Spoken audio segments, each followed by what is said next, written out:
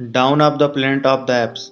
यह movie rise of the planet of the apes movie का second part है। First movie में chimpanzees पर टेस्टिंग के दौरान अर्ज 113 दवाई लीक हो गई थी और फ्रैंकलिन की नाक में चली गई थी। थोड़े समय बाद वह बहुत इन्फेक्टेड हो गया था। जब वह विल को यह बताने उसके घर गया था तब विल वहां नहीं था और फ्रैंकलिन ने गलती से उसके पड़ोसी जो एक पायलट भी था उस पर छींक दी थी। थोड़े दिन बाद फ्रैंकलिन मर गया लेकिन उसने तो उस व्यक्ति पर छींक दी थी, इस कारण अब वह भी इन्फेक्टेड हो गया था। जब वह प्लेन उड़ाता है तो वहाँ के सभी लोग इन्फेक्टेड हो जाते हैं और यह सिमियन फ्लू फैलते फैलते इतनी ज़्यादा फैल जाती है कि मानव का अस्तित्व अब समाप्त होने ही वाला होता है। यह सिमियन फ्लू इतना विकराल रूप ले चुकी होती है कि केवल 500 में से एक व्यक्ति ही बच पा रहा था। दूसरी ओर यह दवाई चिंपैंजीज के लिए वरदान साबित हुई।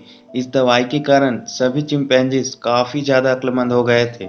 समय के साथ उनकी तादाद और बढ़ती गई और वे अब सीजर के अनुगवाई में जंगल में रहने लगे थे। जो लोग सिमियन फ्लू से बच गए थे उनकी तादाद काफी कम होती है और वे लोग एक सुरक्षित जगह में कॉलोनी बनाकर रह रहे होते हैं और साथ में उनके पास पर्याप्त मात्रा में हथियार भी थे। लेकिन उनके पास बिजली का कोई स्रोत न था। उनके पास जो ईंधन थी वह केवल 2 या 3 हफ्तों तक की थी। वे बाकी बच्चे और लोगों को ढूंढना चाहते हैं लेकिन रेडियो ट्रांसमीटर चलाने के लिए भी तो बिजली की जरूरत होती है। इस कारण अब वे जंगल में जाने की सोचते हैं क्योंकि जंगल में एक डैम होता है जहाँ से पहले बिजली उत्पन्न की जाती थी। जब वे जंगल में जा रहे होते हैं तभी मैल्कम के ग्रुप के एक मेंबर कैरवर को सीजर का बेटा ब्लू आई और उसका दोस्त एस दिख जाता है। कैरवर उनको देख बहुत डर जाता है और घबरा कर ब्लू आई के दोस्त एस पर गोली चला देता है। गोली की आवाज सुनकर जंगल के सारे चिंपैंजीज वहां पर आ जाते हैं। सीजर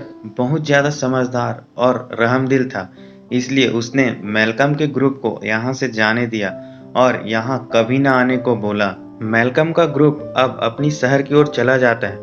उनका पीछा करते हुए कोबा भी अब शहर में चला जाता है। जब कोबा शहर में पहुंचता है तो वह वहां हथियारों को देखता है और आकर सीजर को सब बता देता है। सीजर सच में बहुत ज्यादा समझदार था। वह कोई भी लड़ाई नहीं चाहता था क्योंकि अगर उनके और इंसानों के बीच लड़ाई होती तो उनके बहुत से वानर मारे जाते और उनका बसा बसाया परिवार भी उजड़ सकता था। इसलिए सीजर अब भी शांत था। कोबा बाकी चिंपैंजीज को उकसाता है कि अगर वानरों ने इंसानों को जवाब नहीं दिया तो इंसान उन्हें कमजोर समझेंगे। कोबा की बात सुनकर अब सभी वानर भी सीजर की ओर देखने लगते हैं। कोबा सीजर को अपने घाव दिखाकर बोलता है कि इंसानों ने मुझे काटा, तकलीफ दी। तब सीजर को न चाहते हुए भी इंसानों की बस्ती में अपनी पूरी फौज को लेकर जाना पड़ता है। इंसानों की बस्ती में पहुंचकर सीजर वहां के सभी लोगों को चेतावनी देता है कि इंसान कभी भी जंगल में नहीं आए, लेकिन यदि इंसानों ने उन्हें मजबूर किया तो वे जंग लड़ने से पीछे नहीं हटेंगे। इंसानों को चेतावनी देकर सीजर अपने सभी वानरों को लेकर जंगल में चला जाता है। सीजर की चेतावनी सुन वहां के लोग बहुत ज्यादा डर जाते हैं।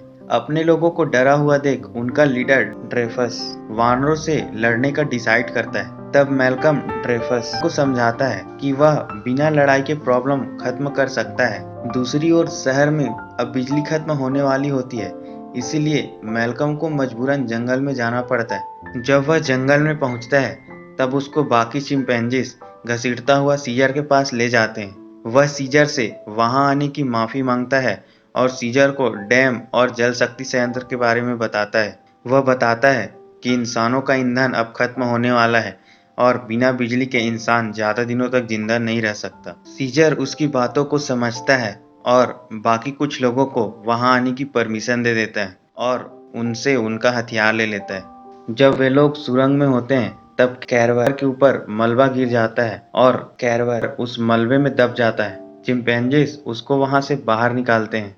मलबे में दबने के कारण कैरवर को चोट लग गई होती है, इसलिए वे उसकी जख्म पर पट्टी कर रहे होते हैं। तभी सीजर का सबसे छोटा बच्चा जो कुछ ही समय पहले पैदा हुआ था एलेक्जेंडर के पास चला जाता है और खेलने लगता है। वह पास में एक बॉक्स देखता है और बॉक्स को उठाने आगे बढ़ता है। जब वह बॉक्स से पास पहुंचता है तो उसको बॉक्स में एक गन दिखाई देती है। वह उस गन को उठाने वाला होता है, तब कैरवर उसे हटाने के लिए कपड़ा मारता है और उससे गन छीनकर सीजर के बड़े बेटे ब्लू आई पर गन तान देता है। सीजर उससे गन छीन लेता है। सीजर ने उन लोगों को हथियार नहीं लाने को बोला था, लेकिन उन्होंने सीजर को धोखा दिया। इसलिए सीजर अब पूरे ग्रुप को वहां से जाने को बोलता है। लेकिन मैल्कम और उसकी वाइफ एली अब भी सीजर को मनाने का कोशिश करते हैं। वह सीजर को मनाने सीजर के पास उसके घर में चले जाते हैं। वहां पर सीजर की वाइफ भी थी। उसने कुछ ही दिन पहले अपने बच्चे को जन्म दिया था, इसलिए वह काफी कमजोर थी और दर्द में भी थी। उसको दर्द में देख मैल्कम की वाइफ एली उसको दवाई देती है और उसके एहसान के बदले में सीजर उनको एक दिन देता है और अपने कुछ वानर भी उनको देता है। चिंपैंजीज अब मैल्कम की मदद कर रहे होते हैं। वे उस जल शक्ति संयंत्र को ठीक कर रहे होते हैं। तब कोबा वहां आता है और इंसानों को मारने की बात करता है। वह सीजर को बोलता है कि तुम्हें वानरों से ज्यादा इंसानों से प्यार है।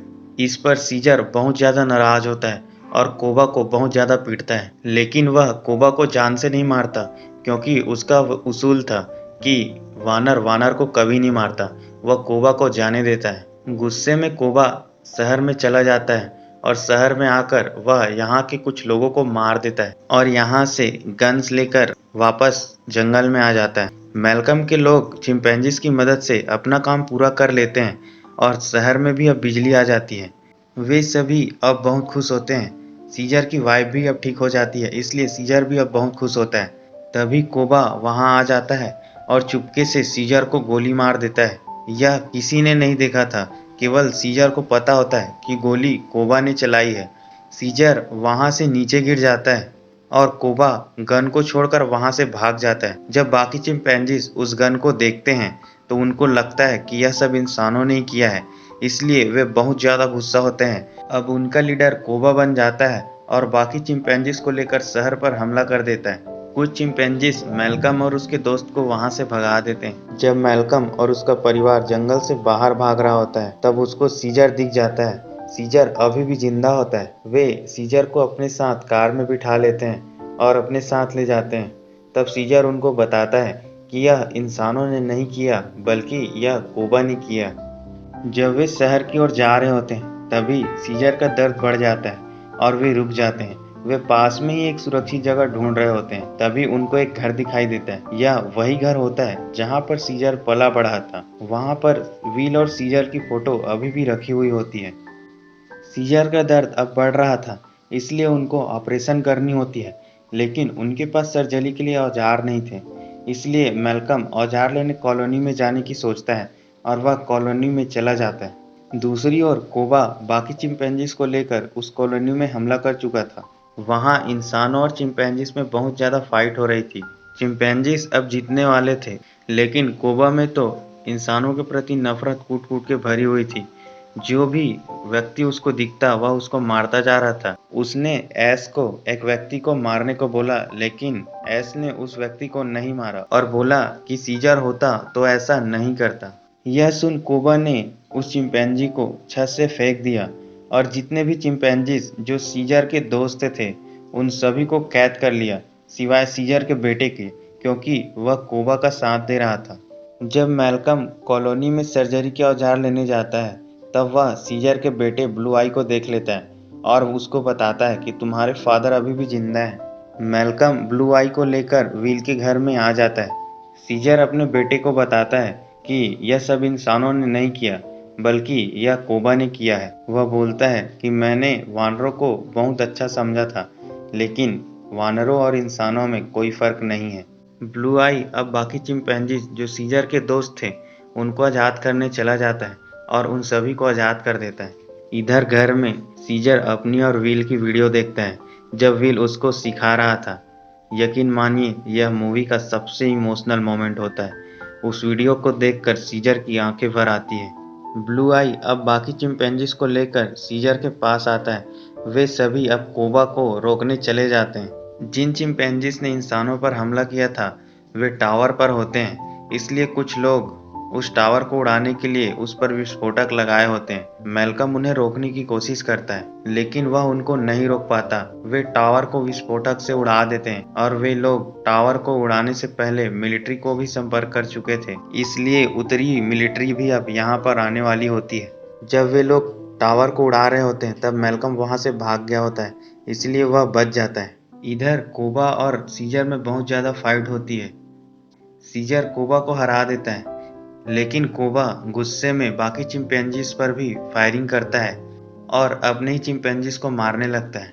उसको ऐसा करता देख सीजर और कोबा में फिर से बहुत फाइट होती है और इस बार और लड़ते लड़ते कोबा एक छड़ से लटक जाता है। सीजर उसको वहां से नीचे गिरा देता है। वह उस पर रहम नहीं करता क्योंकि उसके कारण ही बहुत सारे चिंपैंजीज मारे गए थे। इसके बाद सीजर मैल्कम से मिलता है। मैल्कम उसे बताता है कि यह जगह महफूज नहीं है, कुछ लोगों ने यहाँ मिलिट्री वालों को बुलाई है, यदि तुम यहाँ से नहीं गए तो भयानक जंग छिड़ जाएगी। तब सीजर बोलता है कि जंग तो पहले ही छिड़ गई है और इसकी शुरुआत वानरों ने की है, इसलिए इंसान हमें कभी माफ नहीं करेंगे। वह लड़ाई शुरू होने से पहले मैल्कम को यहाँ से जाने को बोलता है और उसको सॉरी भी बोलता है। तब मैल्कम उसको बोलता है कि मुझे लगा था कि हम इस लड़ाई को रोक सकते हैं। फिर वे दोनों गले मिलते हैं। यह मोमेंट काफी इमोशनल होता है।